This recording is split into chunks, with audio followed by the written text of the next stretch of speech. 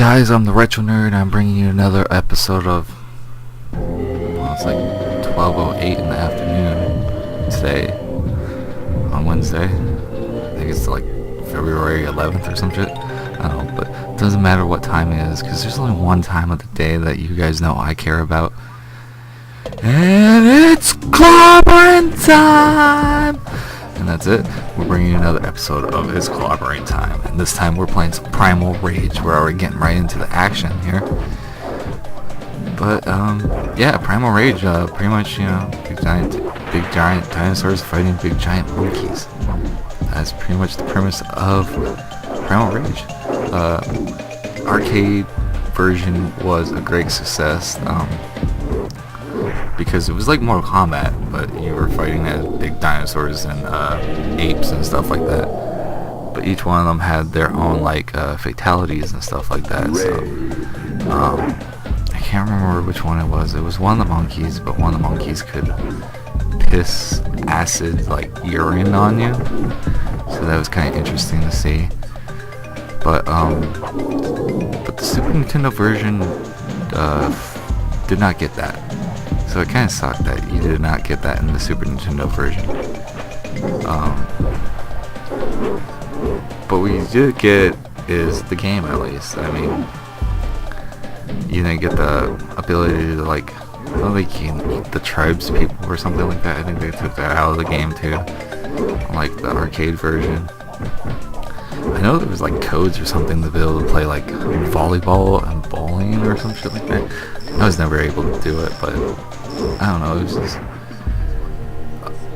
I don't know what to say about this game. Really is that I played it a couple times, when I was a kid. I remember it fondly. I know it was like bloody and stuff like that, and I compared it a lot to Mortal Kombat because of the blood and the violence. I mean, the cool thing I like about it is when the person loses, even though you don't do like a fatality as like in the arcade version of this game, the heart on the side next to the health part explodes and then the brain flattens. So I thought that was always cool. It's like, well, I can't do a fatality, but it's still kind of cool that the heart freaking explodes like that, and you're just like, dude, that was awesome. Look at all that blood. It made your heart explode. But this is like another version of like, it's not so much Godzilla, but it's like a fighting Godzilla game that we should have gotten, but we never did. I mean, Godzilla's not in it, but of course there's big giant T-Rexes and stuff in there. But that's what made it kind of cool, is because it's like, yeah, there's some monkeys, so you got like some kind of King Kong ripoff, and then you got all these like dinosaurs and stuff like that, and it's like one of them could be Godzilla.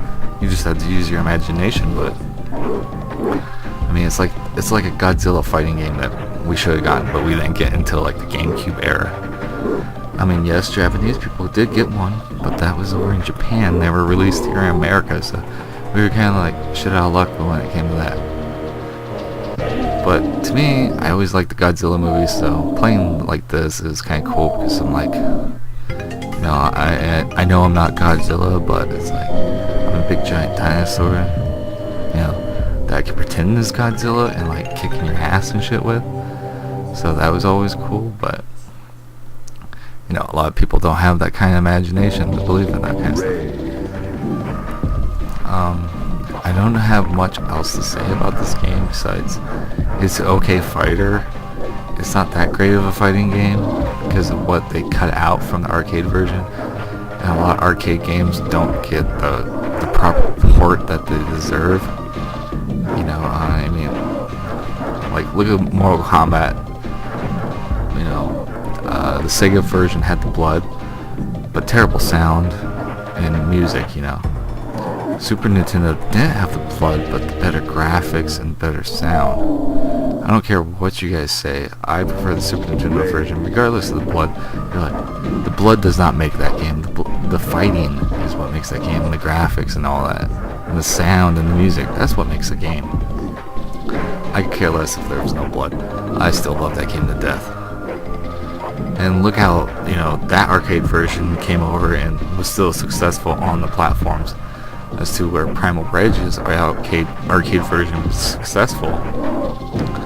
but the ports were not. So, excuse me.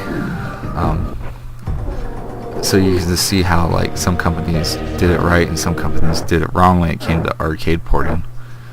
I mean, Nintendo had a lot to do with taking out the fatalities out of the game, even though it was okay for Mortal Kombat to have it, but they were, there was no blood in it.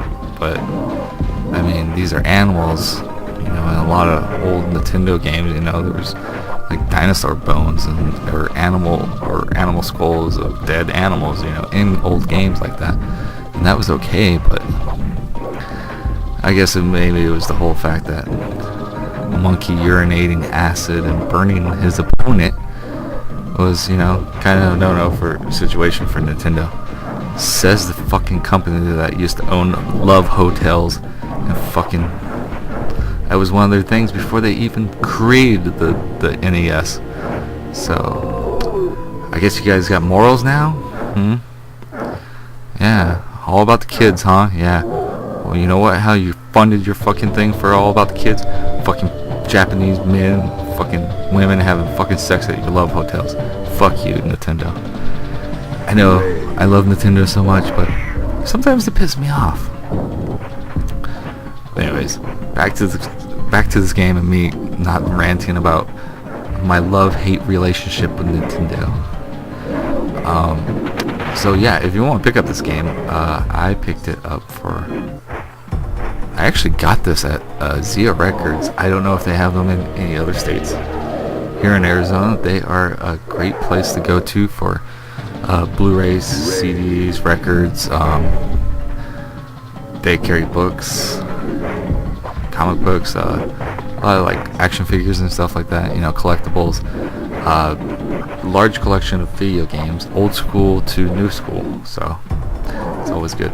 But I picked this game up for about $5.99 from them. I was like, are you fucking serious? $5.99 for this? I know it's not the greatest game, but I know it's somewhat hard to find. I mean, yeah, you can go on eBay and find it, but what's the thrill in that? Sometimes I like finding my games and being like, oh, dude, I remember this game, That's why I go to the Goodwill stores and thrift shops and stuff like that. And try to pick up some of my games because it's fun finding the old games and you're just like, oh my god. So it's kind of fun doing that kind of stuff. I will never tell you guys what I actually do for a living, because that is none of your business. I don't want you guys harassing me at my job either, especially all the people that live here out in Arizona, so fuck you guys. Some of you people already may know where I work, but for all you guys know is I do YouTube for a living, and that's the way it's going to stay.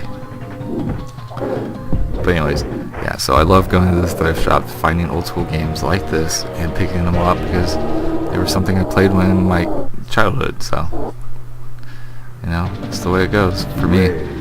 But sometimes I will have to buy my games on eBay because I cannot find them anywhere else, so.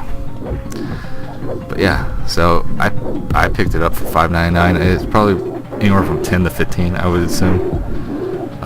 Don't quote me on that, but I think that's probably about how much you can get, because the Zia Record looks up the games when they take them in from people and see how much they're worth and then price them about like half of what they're worth, maybe even like 2/3 of what it's worth. But yeah, so if it was $5.99, the max is probably like $15.99. So I recommend trying to go get your own copy and get together and have some good old bloody fights in the prehistoric times as the animal gods, Chaos, Sauron, Talon. I think there's one called Blizzard. But yeah, just get together with your buddies, smack down, have some fight with some prehistoric gods. Even though they're dinosaurs and giant monkeys, who the fuck cares? But yeah, so I've been the Retro Nerd, and this has been another episode of It's Clobberin' Time! Retro Nerd out.